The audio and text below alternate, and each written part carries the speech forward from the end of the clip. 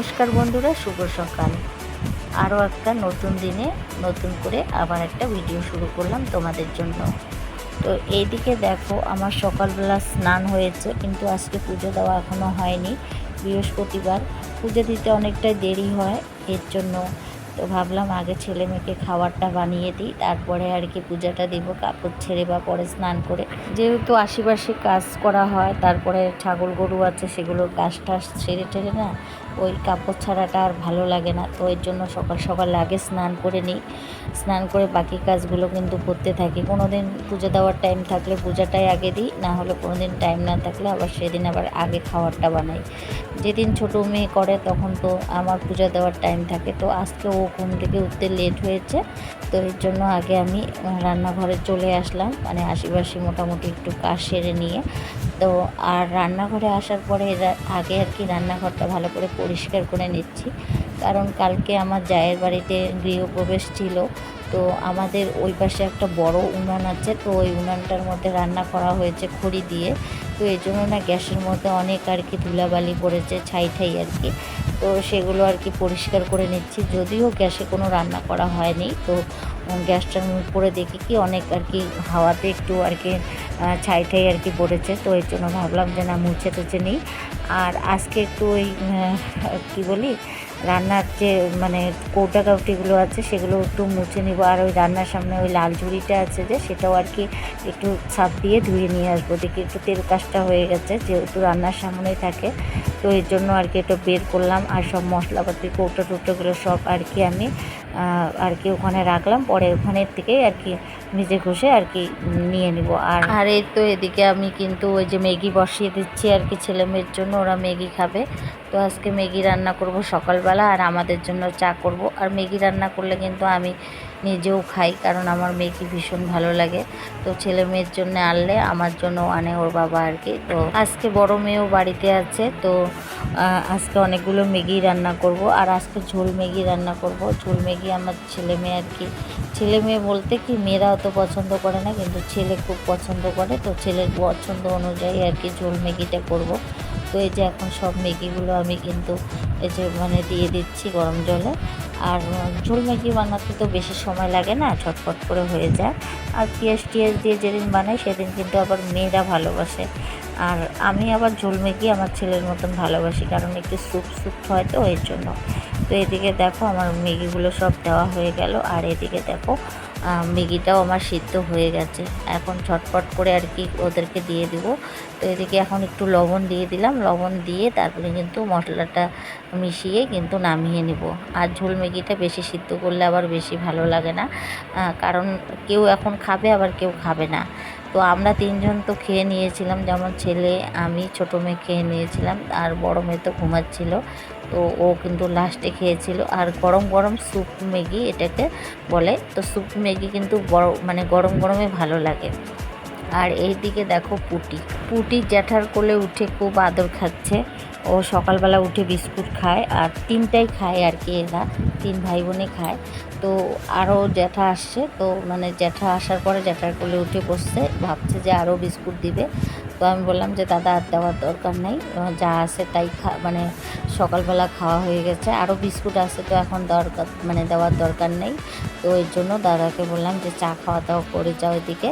তো এদিকে দেখো আমার কিন্তু চা বসিয়ে দিয়েছি, আর এদিকে সব কিন্তু এলোমেলো হয়ে আছে। আর ঝুড়িটা মেজে নিয়ে এসেছি, আর কৌটা ঠৌটাগুলো এখনও আর কি পরিষ্কার করে নিই, এগুলো সব পরিষ্কার করে নিব।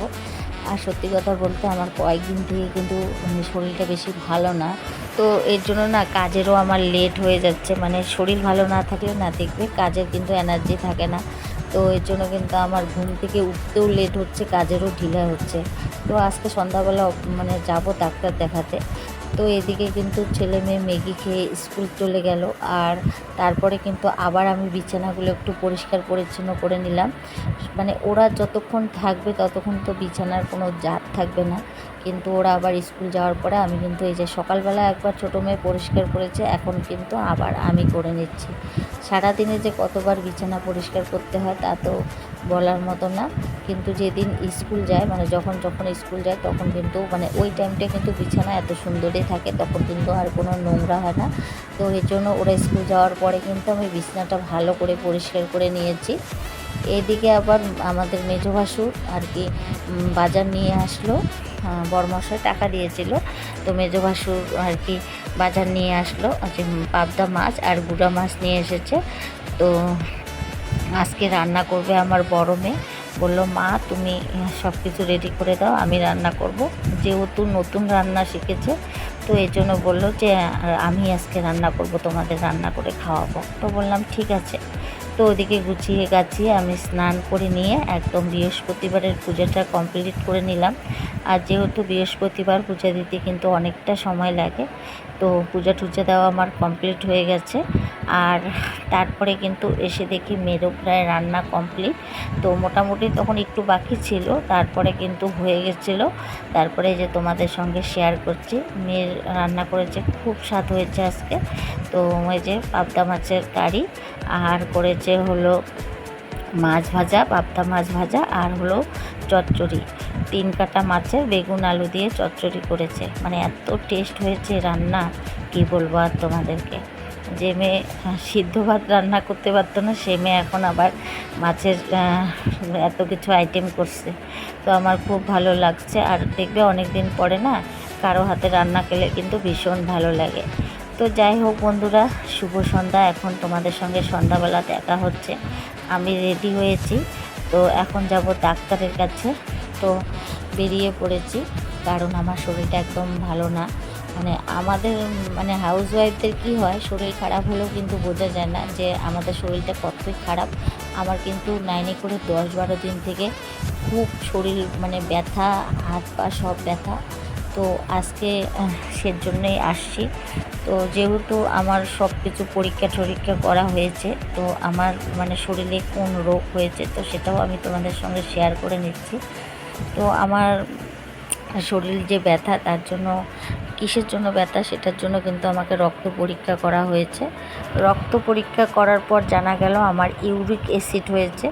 তো এই রোগটা কিন্তু একদমই ভালো না, খুব খারাপ। অনেক মানে নিয়ম দিয়েছে, অনেক কিছুই খাওয়া যাবে না, মাটির তলের জিনিস। তো এই যে আমার রক্ত পরীক্ষা হয়ে গেছিলো, তারপরে তুলো দেওয়া হয়েছে, তো সেটাই তোমাদের দেখালাম। তো ইউরিক অ্যাসিডটা খুবই খারাপ জিনিস, কারণ অনেক কিছু খাওয়া যায় না। ডাক্তার দেখাতে দেখাতে আমার এতটাই লেট হয়ে গেছে, বাড়ি আসতে আসতে 11টা পার হয়ে গেছে। তারপরে কিন্তু বাড়ি এসেছি রাত 11টা। তো এখন এই যে রাস্তা দিয়ে যাচ্ছি, তো জানি না কতটা আমি সামলাতে পারবো, কারণ আমি খেতে ভালোবাসি। আর সেই মানুষের আমার অনেক কিছু খাওয়ার বাস দিয়ে দিয়েছে, জানি না কতখানি বাস মানে বেছে বেছে খাবো। তো এই যে এখন যাচ্ছি হলো বাড়িতে। তো চারিদিকটা অন্ধকার, যেহেতু রাত 11টা মানে বেজেছে, আর হলো তার মধ্যে বাইরে বৃষ্টি। তো বড় মেয়ে বলেছিল আসার সময় মা সিঙ্গারা আর চাটনি নিয়ে এসো।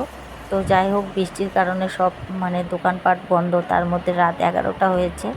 তো ওর বাবা পেল হলো চপ আর ঘুগনি, তো সেটাই মেয়েদের জন্য নিয়ে আসা হয়েছে। এসে দেখি ছেলে ঘুমিয়ে পড়েছে, তো 2 মেয়ে আর আমি খেয়েছি। আর এদিকে দেখো ওষুধপত্রগুলো দিয়েছে। তো মেন রোগের ওষুধটাই আমি পাইনি, দোকান যেহেতু অনেকটাই বন্ধ হয়েছে, তো ওই দোকানে ছিল না আসল ওষুধটা, ইউরিক অ্যাসিডের ওষুধটা ছিল না। তো ওটা আর কি বলি, ওটা কালকে দিবে, তো এর জন্য ওটা বাদ দিয়ে বাকিগুলো নিয়ে আসা হয়েছে। আর এই যে এখন চপ আর ঘুগনি খাচ্ছি, জানি না আজকে খাচ্ছি, এরপরে খেতে পারবো কি না সেরকমভাবে।